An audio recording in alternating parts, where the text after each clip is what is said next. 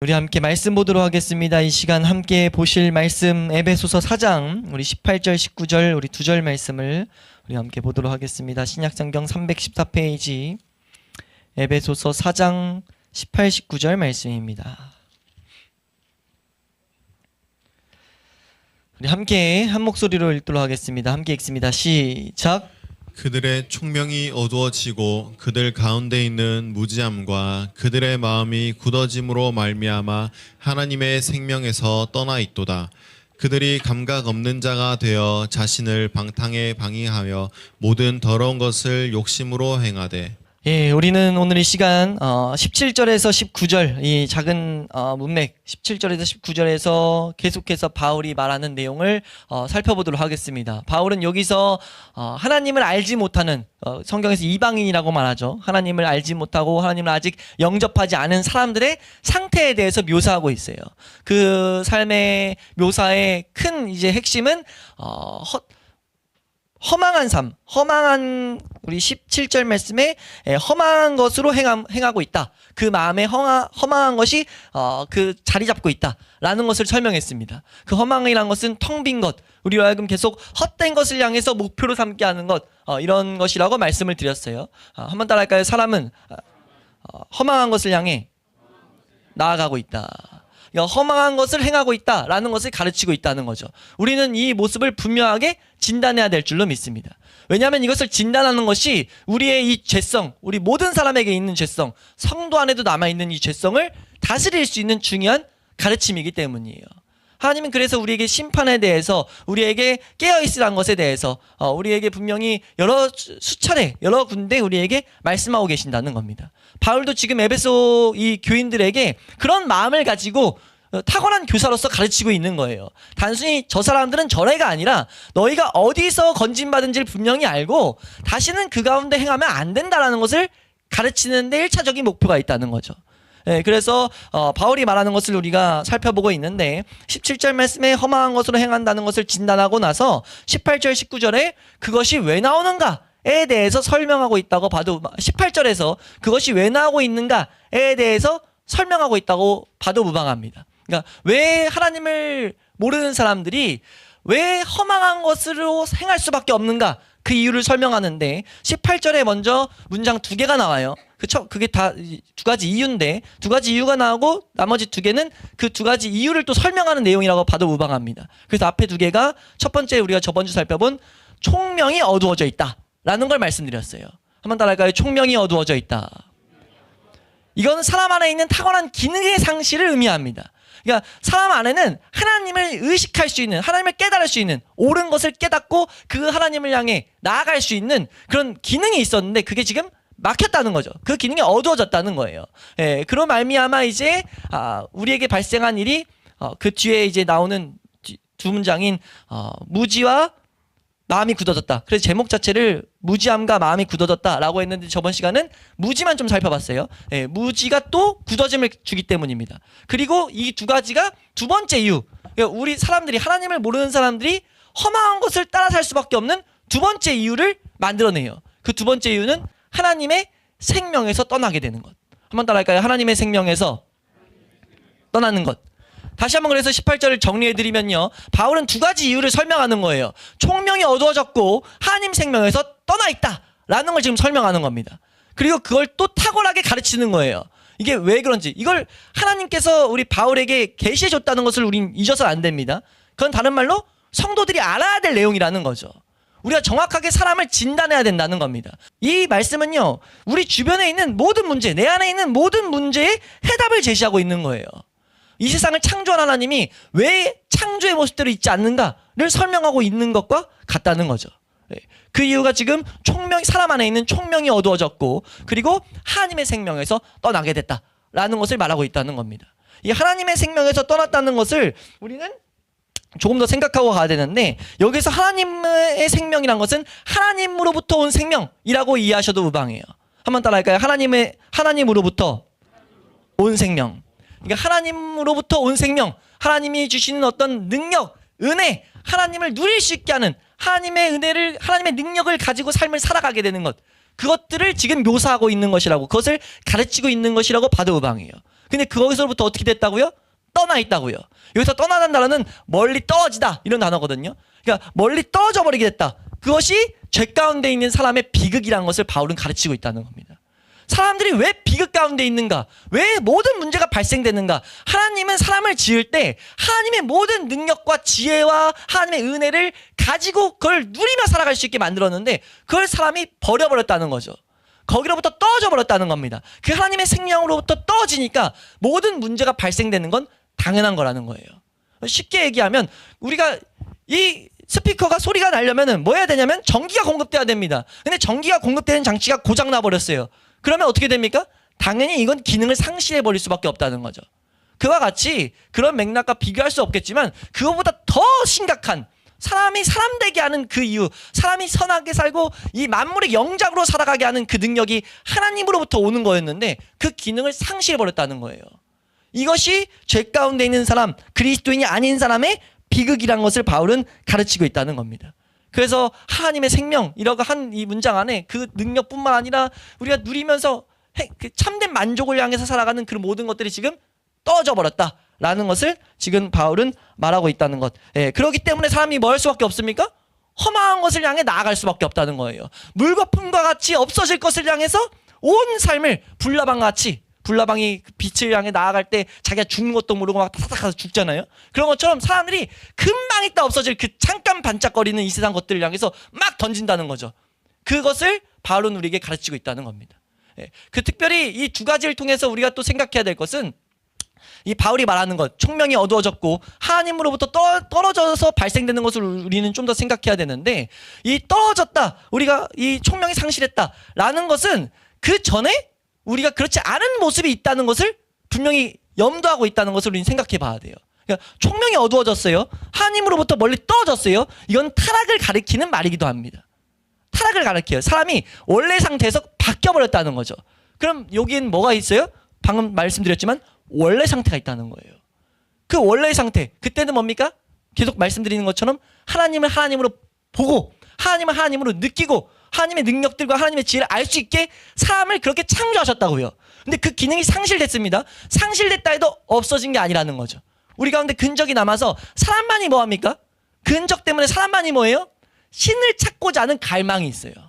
사람 안에는요, 동물에게는 없습니다. 식물에게는 없어요. 제가 종종 설명 한 번씩 드렸던 내용인데, 우리 동물들이 우리 신을 예배하려고 모여가지고 막 우리 사람들이 옛날에 고대에서 이상한 우상들 만들어 놓고 하는 것처럼 돌 갖다 놓고 춤추면서 하고 우리가 돼지 놓고 비는 것도 우상숭배 한 일종이잖아요. 돼지 우리가 찰 산다든지 가게를 개업할 때 돼지 놓고 나서 막 잘 되게 해달라고 기도하잖아요. 동물들이 그런 거 봤습니까? 올해 한 해 다람쥐들이 모여가지고 도토리 농사가 잘 되게, 도토리가 잘 발견되고 이럴 수 있게 내가 믿는 도토리 신이여, 그걸 하기 위해서 도토리 하나 따놓고 거기 넣고 막 이런 거 본 적 있냐고요. 동물에게는 있지 않은 하나의 기능이에요. 그게 뭐냐면 하나님을 의식하는 기능입니다. 근데 그게 상실되다 보니까 사람 안에 그 흔적이 남아서 계속 뭐 하는 거냐면 신을 쫓아 사는 거예요. 바울이 지금 그 원리를 가르치고 있다고요. 2000년 전에 이미 이 세상을 바라보고 있는 것처럼 하나님이 설명하고 계세요. 지금 우리가 이것을 분명하게 바라봐야 된다는 겁니다. 이것이 지금 어떤 것에서 나온 흔적이라고요? 하나님을 떠나게 된 것에서 나온 흔적이라는 거예요. 이걸 통해 우리가 뭘 알아야 됩니까? 우리가 이 세상의 사람들이 계속 자기를 우상시하고 이 어떤 우상들을 쫓아 살아가는 것, 우리가 계속 종종 인용하는 것처럼, 언급하는 것처럼 돈, 명예, 즐거움, 친구, 이 세상에 말 못하는 우상이 끄는 그대로 계속 끌려다니는 걸 보면서 이게 비극이구나. 이게 비극인데 내가 그것으로부터 건진받았구나. 근데 우리 안에 비극이 또 성도 안에 있는 비참함이 뭐예요? 우리가 그걸 다시 추구해요. 그 얼마나 기가 막힌 노릇이냐고요. 그 저주의 자리에서, 비극의 자리에서 건져내신 은혜를 받은 자들이 다시 그걸 추구하면 교회 안에 아직 하나님의 은혜를 향해 나아가야 될 자들이 어떤 하나님을 보겠냐는 거예요. 그런 일이 있어서 안 된다는 거죠, 교회에. 참된 성도는 뭐 해야 되냐면 그런 것들을 다 떨쳐내야 된다는 겁니다. 그것으로 다시 돌아가서 행하면 안 된다는 거죠. 우리는 계속 그것을 마음 가운데 잘 새겨야 된다는 것을 우리가 잘 기억할 수 있게 축원합니다. 우리 고린도전서 12장 2절 말씀, 1절 2절 말씀 보시면요. 고린도전서 12장 1절 2절 말씀입니다. 고린도전서 12장 1절 2절 말씀 함께 읽습니다. 시작.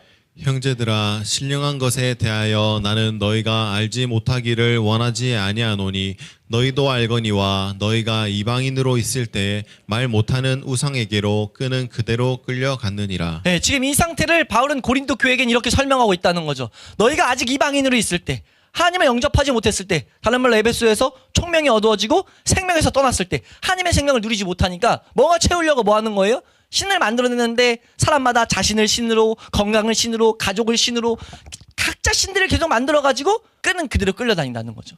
근데 그것이 우리에게 참된 만족을 주는 것이 아니라는 겁니다. 허망한 것이라는 거죠. 왜 그러면 이제 왜 총명이 어두워졌고 계속 하나님의 생명에서 떠나게 되는가를 좀 더 설명한 게 이제 두 가지가 무지함과 마음이 굳어져 있다라는 걸 설명하는 거예요. 그래서 이 무지에 대해서는 저번 시간 살펴봤습니다. 어떤 것에 대한 무지죠? 하나님에 대한 무지. 하나님이 하신 일에 대한 무지. 하나님의 주시는 은혜에 대한 무지입니다. 그 무지가 오다 보니까 계속해서 생명에서 떠날 수밖에 없게 된다는 거죠. 예, 그것을 우리 저번 시간 살펴봤고 또 한 가지는 마음의 굳어짐입니다. 예, 이거는 무지에서 발생되는 일이라고 봐도 무방해요. 무지가 있기 때문에 당연히 계속 마음이 굳어진다는 거예요. 마음이 굳어지면 뭐 하냐면 하나님의 생명에서 계속 떠나게 됩니다. 여기서 표현하는 마음의 굳어짐은 이 표현 자체를 좀 설명드리면 바울이 말하는 굳어진다는 것은 마음이 딱딱해졌다는 표현이에요. 근데 이거는 이 단어 자체가 의미하는 게 마치 제일 쉽게 이해하면 굳은 살로 이해하시면 됩니다. 굳은 살, 어떤 것을 계속 했을 때 여기가 굳어버려가지고 뭐 하게 되냐면 감각을 잃어버리죠. 굳은 살 생기면 이 감각이 이제 약간 마비되잖아요. 지금 그런 표현을 지금 여기서 쓰고 있는데 바울이 지금 사람들의 마음에 그런 일이 발생된다는 거예요. 마음이 계속 우리가 하나님에 대한 무지가 있으면 뭐가 되냐면 하나님에 대해서 우리는 계속 느끼고 은혜를 추구할 수 있었는데 그 추구하는 마음이 우리 가운데 있는데 사람 안에 있는데 이게 계속 딱딱해져가지고 뭐 하게 되냐면 하나님의 은혜에 대해서 아무리 설명해도 그게 뭐가 은혜야.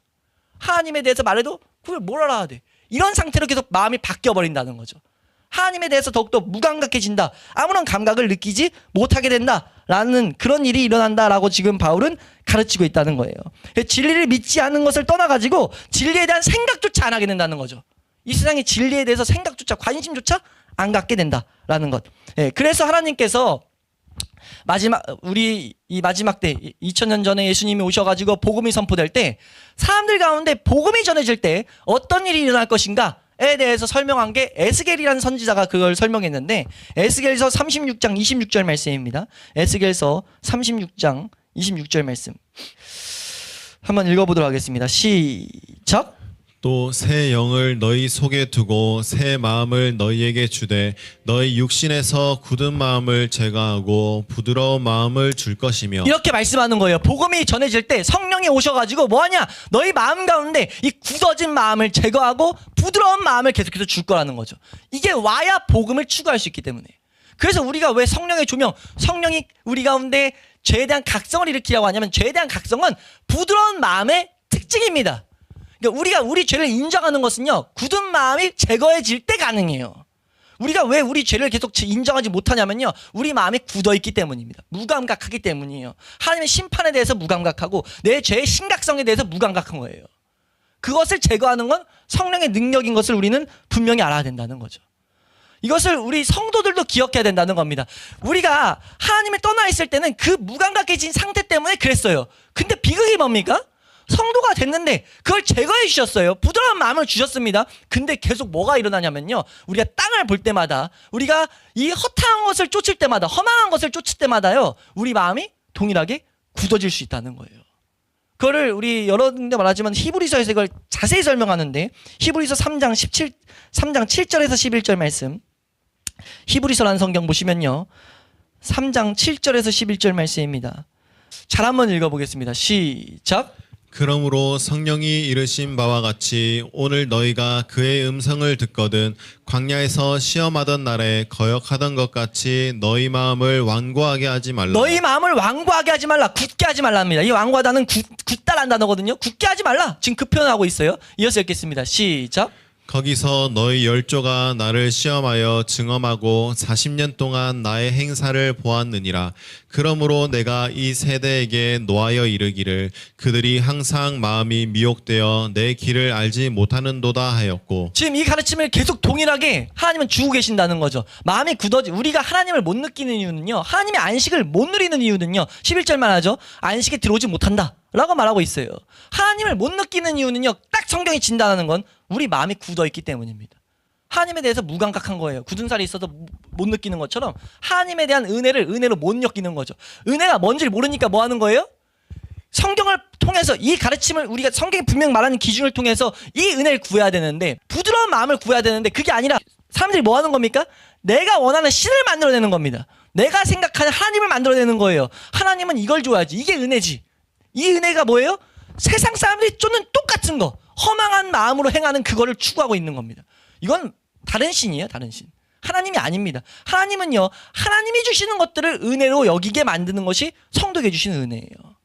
그 은혜를 우린 구해야 된다는 것을 잊지 않을 수 있길 축원합니다. 우리 이어서 한번 좀 보시면요, 13절에서 16절 말씀입니다. 13절에서 16절 말씀 함께 읽습니다. 시작. 오직 오늘이라 일컫는 동안에 매일 피차 권면하여 너희 중에 누구든지 죄의 유혹으로 완고하게 되지 않도록 하라. 경고하고 계신다는 거죠. 뭐라고요? 죄의 유혹 때문에 뭐 한다는 거예요? 우리 마음 완고해진다는 거예요. 완고해지지 않도록 말하고 있다는 거죠. 14절에서 우리 16절까지 쭉 읽겠습니다. 시작. 우리가 시작할 때 확신한 것을 끝까지 견고히 잡고 있으면 그리스도와 함께 참여한 자가 되리라. 성경에 일렀으되 오늘 너희가 그의 음성을 듣거든 경노하시게 하는 것 같이 너희 마음을 완고하게 하지 말라 하였으니 듣고 경노하시게 하던 자가 누구냐? 모세를 따라 애굽에서 나온 모든 사람이 아니냐? 아멘. 계속해서 반복해서 말합니다. 우리 마음 완고하게 하면 안 된다고. 그걸 완고하게 하지 말는 걸 계속 경고하면서, 이거 누구냐? 누가 완고하게 했어? 모든 사람이야. 우리 아니라고 하면 안 된다는 거죠. 우린 계속해서 우리 마음을 완고함에 내몰고 있습니다. 마음이 완고해져야 되는 이유는 뭐냐면요, 죄를 짓기 위해서예요. 그러니까 마음이 부드러워 있으면, 성령의 은혜로 마음이 부드러워 있으면요, 죄에 대해서 감각이 예민합니다. 그래서 이걸 우리를 그렇게 내몰 수가 없어요. 근데 우리가 죄를 짓기 위해서는, 세상 것들을 탐하기 위해서는요, 우리 마음이 완고해져야 돼요. 우리 성도에게도 그게 일어난다는 거죠. 그래서 골로새서 3장 말씀에 뭐라고 계속 말한 거예요? 땅의 것 생각하지 말라는 이유가 뭐냐면요, 땅을 바라보는 순간 우리 마음은 그걸 추구하기 위해서 뭔 작업을 일으키냐면 우리 마음을 완고하게 합니다. 하나님에 대해서 마음을 닫아버린다는 거죠. 이게 우리 가운데 일어나는 모습이라고 지금 바울이 경고하고 있는 거예요. 바울 통해서 하나님이 우리에게 가르치는 내용이라는 것입니다. 그래서 뭐라는 거예요? 피차 계속 경고해라. 피차 계속 깨어있게 해라. 우리로 하여금 하나님에 대해서 무감각해지지 않도록, 무감각해져 있다면 은혜를 구하도록, 그 은혜를 구하도록 가르쳐야 된다는 거죠. 네. 지금 우리가 그래서 잠언서 말씀 같은 데 보면 뭐라고 말하냐면, 내 아들아 네 마음을 나에게 달라, 이런 말을 해요. 또 잠언서 4장 말씀 같은 데 보면 뭐라고 하냐면, 무릇 네 마음을 지켜라, 생명의 근원이 거기 있다 라는 말씀들을 주는 이유가 여기 있다는 거죠. 우리 성경은요, 우리의 마음에 중요한 문제가 달려있다는 것을 말합니다. 다른 말로 이 세상의 사람들의 모든 비극적인 문제는 마음에 있다는 거죠. 하나님을 못 느낀다는 거예요. 하나님의 은혜를 은혜로 안 받아들인다는 겁니다. 근데 성도는 그걸 알 수 있게 된 자들이에요. 근데 성도가 그 값어치를 버리면 어떻게 되냐는 거예요. 근데 이 일을 우리가, 이 심각성이, 이 위험성이 성도 안에 있다는 것을 우린 분명히 알아야 된다는 겁니다. 바울이 그래서 에베소 교회에게 지금 가르치는 거예요. 너희가 실천적으로 살아가야 될 때, 성도로서 살아가야 될 때 취해야 될 게 무엇이냐? 성도로서 이 세상에서 살아가는데 이 세상은 아직도 이 풍조, 마귀가 주는 풍조에 험한 것을 향해 다행하고 있기 때문에 우리가 그것을 순간순간 우리도 모르게 딱 반짝거리는 것, 야고보서 2장에서 경고하는 것처럼 우리 교회 안에서 그 세상의 영광 때문에 눈이 번쩍 팔려버릴 수 있다는 거죠. 그럴 때 우리가 우리 마음을 완고함에 내몰아버릴 수 있다는 겁니다. 그런 모습이 나타날 때마다 우리가 깨어가지고 다시 하나님의 은혜를 구하는 모습이 우리 가운데 반드시 있어야 된다는 거죠. 예, 우리가 분명히 새겨놔야 될 것, 신약 성경에 누누이 계속 말하는 게 뭐냐면, 우리 육신의 생각은 하나님을 미워한다는 거예요. 우리의 육신의 생각은 하나님을 미워한다. 예, 그래서 좀만 더 설명드리면, 마음이 완고해져 있기 때문에 아까도 잠깐 말씀드렸지만, 하나님을 모르는 사람들에게 하나님의 영광들에 대해서 말하면은 관심 없는 건 당연한 거예요. 왜요? 그것을 받아들일 수 없는 마음이기 때문에. 근데 그것이 성도 안에도 있으면 안 된다. 우주에서 가장 이런 표현들을 해요. 우주에서 가장 영광스러운 일들, 가장 놀라운 일, 가장 감격이 넘치는 일들이 우리에게 그들에겐 전혀 감동이 안 되는 건 당연한데 우리에게도 감동이 안 되는 상태로 남아 있으면 안 된다는 거죠. 예. 근데 그것을 일으키는 게 마음이 굳어져 있는 상태다라는 것을 말하고 있습니다. 그럼 우리가 좀 더 생각해야 될 것은 마음이 굳어져서 하나님의 생명에서 떠나버렸습니다. 그러면 하나님의 생명에서 떠나면 어떻게 살게 되는가를 바울은 좀 더 설명해요. 그게 19절 말씀입니다. 한번 따라할까요? 하나님의 생명에서 떠나 있으면 이렇게 살게 된다. 그게 19절이에요. 함께 읽습니다. 19절 시작. 그들이 감각 없는 자가 되어 자신을 방탕에 방임하여 모든 더러운 것을 욕심으로 행하되. 네, 이렇게 말하고 있습니다. 우리가 이 표현을 간단히 좀 살펴보게 되면요. 이게 지금 하나님의 생명에서 멀리 떠나져 있는 것, 무지함과 마음의 굳어짐으로 말미암아 생명에서 떠나게 된 결과입니다. 결과인데 감각 없는 자가 되어서 방탕에 방임해서 모든 더러운 것을 욕심으로 행한다. 먼저 감각 없는 자는 정확히 간단히 설명하면 죄에 대한 수치감이나 후회하는 빛이 전혀 없는 상태, 이것을 의미해요. 죄에 대해서 후회하는 것도 없고 감각이 없는 상태. 그래서 우리가 교회에서 다윗이 기도를 보면서 해야 될 것이 무엇이냐, 성도님 상담할 때 계속 말씀드리는 게 죄에 대한 자각이 있도록, 머리로는 알아도 이거에 대해서 후회함도 안 생기고요, 이거에 대해서 무감각한 거죠. 머리로는 알아요, 후회해야 된다는 거, 이게 무섭다는 거 압니다. 근데 좋아요. 그냥 계속 우린 그런 상태입니다. 이게 어떤 상태냐면 마음이 계속 굳어져 있는 상태, 마음이 굳어져 있는 상태로 우리가 은혜가 필요한 상태라는 것을 우린 분명히 발견해야 된다는 거죠. 예, 전적으로 무감각해져 있다는 것을 지금 사람에 대해 설명하지만 이걸 우리에게 분명히 적용해야 된다. 좀만 더 설명드리면 하나님 앞에서 도덕적인 의식을 상실한 상태, 양심의 기능을 잃어버렸습니다. 양심, 하나님이 우리 사람에게 양심을 주셨는데 그래서 성경 곳곳에 우리가 화인맞은 양심, 더러워진 양심, 우리 가운데 악한 양심 이 등으로 표현하는데 그런 상태가 지금 감각 없는 자가 되어가지고 살아가는 것. 예, 그렇게 되면 어떻게 되는가라고 했을 때 그들이 자신을 방탕에 방임하는 것이다 라고 말하고 있어요. 예, 이 방탕에 방임하다, 이 방탕에 방임하다라는 이 말을 그냥 간단히 말하면 죄에 대해서 자신을 포기한다는 표현입니다. 사람들은요, 하나님이 뭐 그냥 막 살겠다는 거예요. 내 마음대로 살겠다. 그게 지금 이 표현입니다. 하나님이 뭐 의식하기 싫다. 나는 그냥 내 인생, 마이 라이프 내가 살겠다. 그냥 내가 원하는 대로. 예, 욜로 내가 그냥 나만 즐기면 된다. 그런 식으로 살아가게 되는 게 딱 이 표현이에요. 지금 사람들이 감각이 없어가지고 자신을 방탕에 방임해버렸다. 방임했다는 것은 전수하다는 거거든요. 전수하다, 전달하다. 근데 우리가 전달했는데 어디에 전달했냐? 방탕이라는 것에 전달했다는 거예요. 방탕이라는 것은 하나님의 영으로 통제되지 않을 때 나오는 육체의 무절제와 마음대로 생활하는 변덕이라고 정의내렸는데 탁월한 좀 설명입니다. 다시 한번 설명드리면 육체가 갖고 있는 이 육체의 정욕이 쫓아가게 되는 무절제, 마음대로 그래서 생활하게 되는 변덕스러움, 예, 그게 방탕이거든요. 그러니까 육체의 정욕에 우리를 그냥 전달해주게 된다. 감각이 없다 보니까.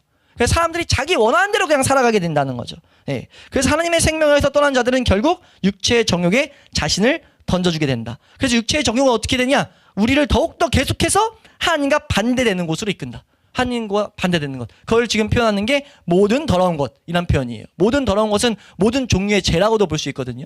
그래서 사람들이 계속해서 하나님과 반대된 것을 향해서만 추구하고 나아가게 되는 게 지금 일어나게 된다라고 지금 가르치고 있다는 거죠. 그리고 이 모든 것이 욕심과 함께 행해지게 된다라고 말하고 있어요. 욕심은 탐하는 정신입니다. 이거를 좀 설명해 놓은 것을 말씀드리면 이 말은 사실적으로 자신이 전부고 자기밖에는 어떤 것도 아무런 의미가 없어 하는 정신, 이라고 이제 설명을, 이 단어를 설명하고 있어요. 그러니까 자신이 전부고, 자신이 원하는 것 외에는 사실 아무런 의미가 없다.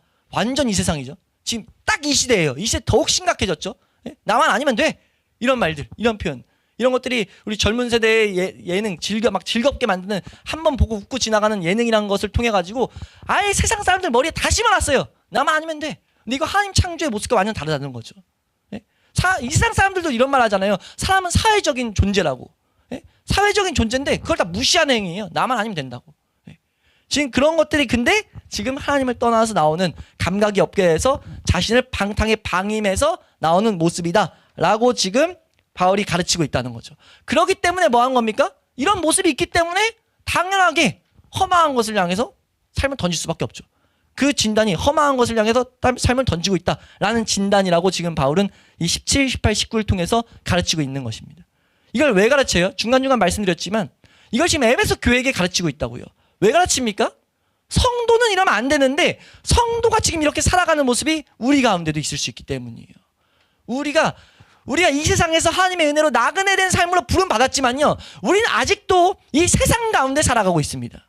그래서 우리가 깨어있지 않으면 마귀가 우리 끄는 그대로 끌려갔던 것처럼 우리를 계속 유혹하려 하기 때문에 우리가 깨어있지 않고 우리 마음을 계속해서 부드러운 은혜를 구하지 않으면, 한순간도 우리는 은혜가 있지 않으면, 성령의 은혜가 있지 않으면 우리는 부드러운 마음을 가질 수가 없거든요. 하나님에 대해서 은혜로 볼 수가 없다고요. 하나님의 것들, 우리 고린도전서 12장 그래서 3절 말씀이 뭐냐면 성령이 아니고서는, 우리 한번 읽어볼까요? 3절 말씀 한번 읽겠습니다. 3절 함께 읽습니다. 시작.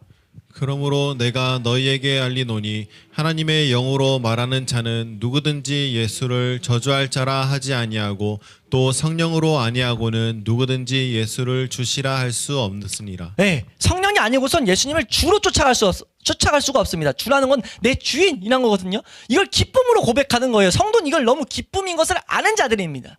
그거를 알 수 있도록 은혜를 받은 자들이에요. 굳은 마음이 제거됐기 때문에. 우리가 이걸 가지고도 한번 점검해 볼 수 있겠죠. 전혀 입맛이 안 돋가지고 예수 그리스도가 주로 여겨지는 것, 하나님을 기업으로 삼는 것, 하늘의 복을 향해 나아가야 된다는 것이 전혀 입맛이 안 돈다라는 것은요, 마음이 굳어있다는 증거입니다. 내 인생에 한 번도 그걸 맛본 적이 없다?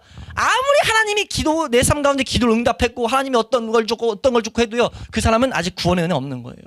스스로 점검해야 돼요. 그리스도와 상관없는 자입니다. 그 사람은. 그리스도와 상관이 있다는 것은요, 그 마음이, 굳은 마음이 제거됨을 경험해 본 자예요. 그러니까 하나님으로 볼 수 있게 되고, 하나님이 우리 삶의 참된 상급인 것을, 참된 보화란 것을 깨달은 자예요. 이건 이해의 영역이 아닙니다. 왜요? 받아들여지지가 않기 때문에. 총명이 어두워져 있기 때문에 이것이 걷어져야 받아들일 수 있는 영역인데요. 그래서 받아들여진 사람들, 그러니까 그것을 향해 계속 교회는 어떤 영혼이 왔을 때 그것이 참된 복이구나 라는 것을 비춰내야 되는데, 우리가 등불이 돼가지고 하나님의 빛을 받아서 빛을 비춰야 되는데, 참된 성도가 살아가면서 이 세상에서 실천적으로 뭘 살아간다 치고 이 본질을 흐려버리면, 이 본질을 놓쳐버리면 되겠냐는 거죠. 그래서 안 된다는 겁니다. 그걸 바울이 가르치기 위해서 지금 이 설명을 우리에게 하고 있다라는 것, 우리가 이것을 잘 기억할 수 있기를 주의 이름으로 축원합니다. 그래서 우리가 특별히 이 19절 가르침에 주목할 수 있기를 소망해요. 19절 말한 것처럼 우리가 이런 모습이 발견될 때 하나님에 대해서 무감각해진다던가, 하나님의 은혜들을 내가 추구하지 않는다던가, 그리고 우리 삶 가운데 내가 내 멋대로 살고자 하는 것들이 계속 발동된다던가, 우리가 내가 원하는 것들 향해 막 그것을 마음을 계속 쏟는다던가 할 때 우리는 깨달아야 되는 거죠. 뭘 깨닫는 겁니까? 내 마음이 굳어지고 있구나. 죄로 인하여 마음이 굳어졌구나. 그러니까 그 마음의 굳어짐을 발견해야 된다는 거죠. 그래서 뭐 하는 거예요? 하나님의 은혜를, 참 제대로 된 은혜를 구해야 된다는 거예요. 성령의 부드럽게 하는 역사를 구해야 된다는 겁니다. 그때 우린 반드시 찾을 때 그 찾는 것을 주시는 하나님의 은혜를 경험하게 될 줄로 믿습니다. 우리가요, 하나님의 은혜를 경험하지 못한 이유는 딱 두 가지예요. 첫 번째는 구하지 않기 때문이죠. 야고보서 4장 3절 말씀 뭐라고 말합니까? 너희가 얻지 못하면 구하지 않기 때문이다. 근데 구하여도 얻지 못하면 뭐예요? 정욕으로 쓰려고 잘못 구하기 때문입니다. 우리가 그가 말하는 올바로 구하면 무조건 주신다는 거예요. 우리가 올바로 구할 줄 몰라서 그렇죠. 우리도 모르게 계속 이 감각 없는 자가 되어서 허망한 것을 쫓아 살아가는 그것들을 그 정신으로 구하기 때문이에요. 근데 그것이 아니라 이 말씀에 정확히 본질을 비춰서 참된 은혜를 구하면요, 반드시 역사될 수밖에 없습니다. 우리가 하나님의 이 부드럽게 하는 마음을 구할 때요, 하나님은 반드시 역사하신다는 거죠. 후회 주시고 꾸짖지 아니하신다는 겁니다. 그 은혜를 경험하면 우리는 은혜를 더욱더 찾는 심령이 될 것이고, 그 응답하신 하나님의 약속이 삶 가운데 성취됨을 경험하는 그런 놀라운 삶을 살아가게 될 줄로 믿습니다. 우리가 그런 은혜를 경험하고 함께 선포하는 그런 교회가 될 수 있기를 주의 이름으로 축원합니다.